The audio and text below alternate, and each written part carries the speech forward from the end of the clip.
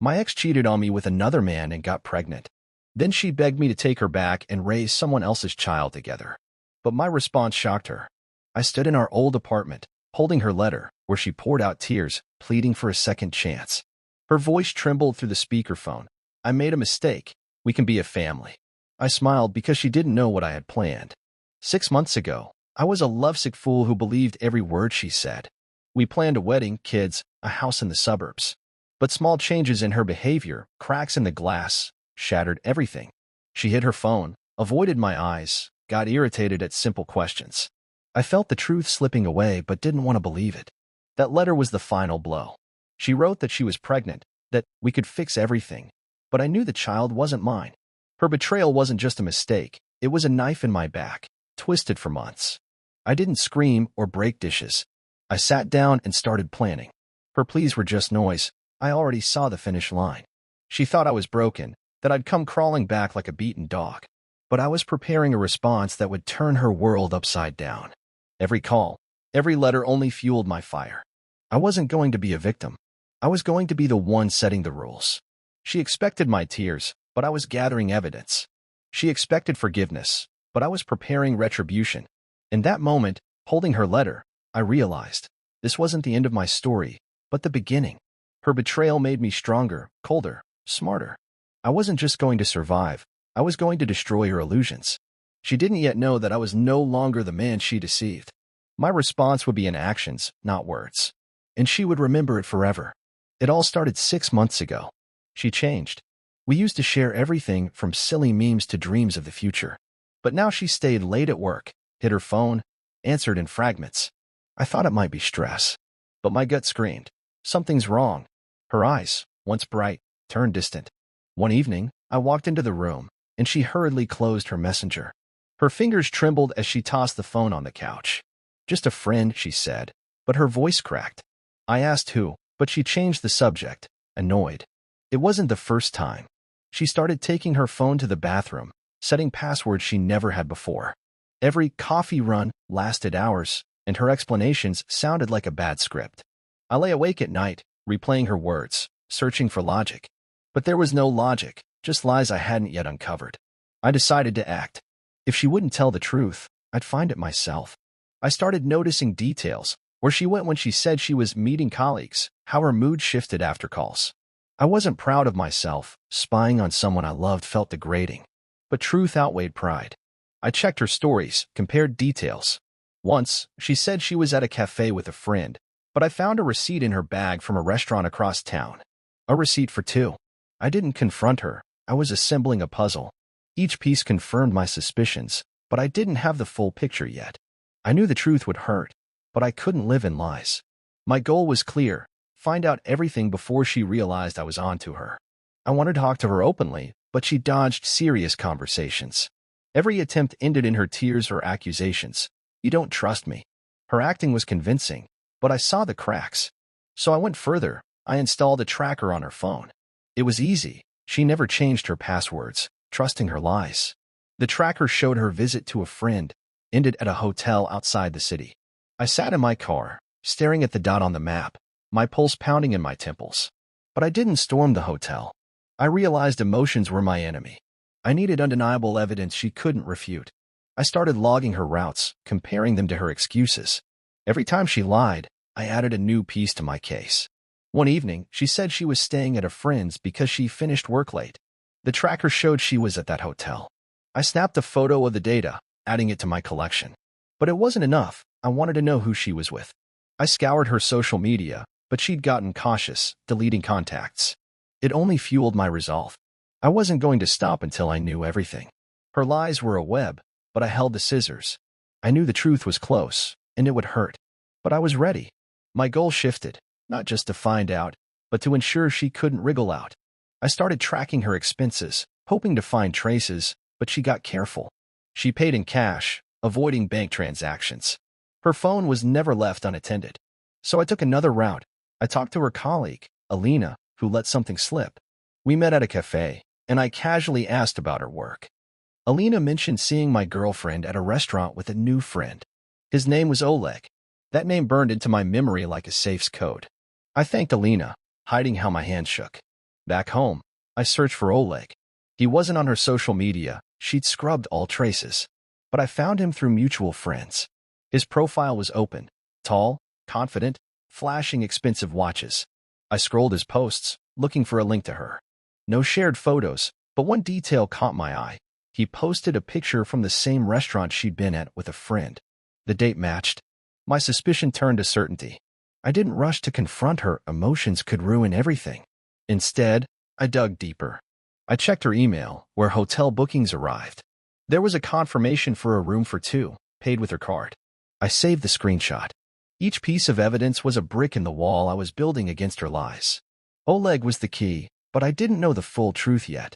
I had to be careful so she wouldn't suspect I was onto her. My goal wasn't just to expose her, but to do it so she had nowhere to run.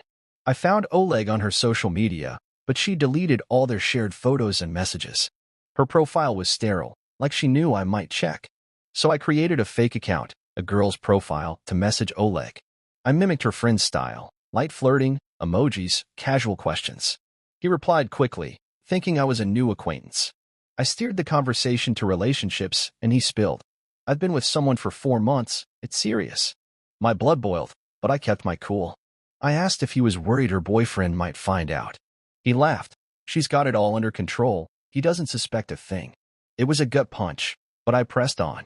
I saved screenshots of our chat, adding them to my evidence. Oleg didn't know he was talking to me, and that was my advantage. I started cross-referencing his messages with her friend visits. Everything lined up. She wasn't just cheating, she was building a parallel life, keeping me in the dark. My anger turned to cold resolve. This wasn't about pain anymore, it was about justice. I didn't rush to confront her. I needed the full picture so she couldn't slip away. I checked her cloud storage, where she kept message backups. There were texts she hadn't deleted, her words to Oleg about our future. Each word stung, but I collected them like ammunition. My goal was clear. She'd pay for every lie. I was no longer a victim, I was a hunter. I gathered evidence, screenshots, logs, hotel receipts, but when I confronted her about the affair, she didn't confess. She threw a tantrum, screaming that I'd ruined our trust, that I was paranoid. Her tears were convincing, but I saw her avoiding my eyes. So I set a trap. I told her I was going on a 3-day business trip but stayed in the city. I rented a car she wouldn't recognize and followed her. That same evening, she drove to his place. I watched her walk into his house, laughing, holding his hand. I recorded it, capturing her face clearly. My phone shook in my hands, but I didn't stop. I waited until she left 2 hours later and drove home. The video became my trump card. I also found a key in her bag, not to our home. She didn't know I took it. I checked the address. It was his house. Each piece of evidence brought me closer to the endgame. I didn't rush. I wanted her to corner herself. Her lies were perfect, but I was one step ahead. I started planning how to use the evidence. Not for a fight, fights are for the weak. I wanted her to feel the consequences. My goal shifted, not just to expose her, but to shatter her illusion of control. She thought I was blind, but I saw everything. Her betrayal became my weapon. I knew she'd soon beg for forgiveness, but I'd already decided she wouldn't get it. I showed her the evidence, video, screenshots, the key, but she didn't confess. She threw her phone across the room, screaming that I'd ruined our lives. Her performance was Oscar-worthy, but I wasn't buying it. So I left. I packed the essentials and walked, left her in the apartment where we'd planned our future. I didn't look back as she screamed after me. A month later, she texted that she was pregnant, not with my child. Her message was long, full of tears and excuses. She wrote that Oleg had left her, that she'd realized her mistakes, that I was her only chance for a family. I read it in my new apartment, feeling only coldness. She thought I'd run back, ready to raise someone else's kid and swallow her lies. But I wasn't the man she knew anymore. I deleted her number but kept the message, another piece of her manipulation. I started a new life, new job, new place, gym membership. Every day, I grew stronger while she drowned in her choices. Her pleas became more frequent, letters, calls, even messages through friends. She wrote that I owed her help. I didn't respond. My silence was my first weapon. I knew she hated quiet, she wanted my emotions to manipulate. But I gave her nothing. My goal was clear. She had to feel she'd lost me forever. Her betrayal became my liberation. She begged me to come back, promising we'd make it work together. But I found out she was still texting Oleg, calling him her plan B. Her lies had no limits. Even in her tearful letters, she played both sides. So I poured everything into myself. I started therapy to deal with the rage eating me up. Each session helped me see clearer. Her betrayal wasn't my fault. I ran every morning, lifted weights, read books on manipulation psychology. I wasn't just recovering. I was building a new me. My new IT job gave me stability and focus. I moved to an apartment with a city view, where every sunset reminded me, I'm free. Her calls grew rare, but she didn't give up. She sent pictures of our old dog, writing how he missed us. I knew it was a ploy, but I sent money for his food, not for her, for him. I analyzed her messages like a detective. Every word was part of her game. She tried to guilt me, but I wasn't the naive guy who believed her tears anymore. I started meeting new people, going on dates, but I didn't rush into relationships. I was learning to trust myself. My goal shifted, not just to survive her betrayal, but to become someone she could never understand. I gathered intel on her life through mutual friends. Oleg ditched her when he learned about the pregnancy, but she still tried to win him back. Her world was crumbling while I built mine. I knew she'd want a final talk soon, and I was ready. My silence irritated her more than any words. I was planning something to make her feel the weight of her lies. Her betrayal became my push to transform, and I wasn't stopping. I was no longer the man I was. Her betrayal burned away my weakness, leaving only steel resolve. I stood before the mirror, fit, clear-eyed, no trace of doubt. 6 months ago, I was crushed, searching for answers in her lies. Now I knew who I was and what I wanted. Therapy taught me to spot manipulation. The gym gave me strength. My job gave me confidence. I stopped replying to her messages but saved them as proof of her desperation. She sent long letters, accusing me of coldness, begging me to give the child a chance.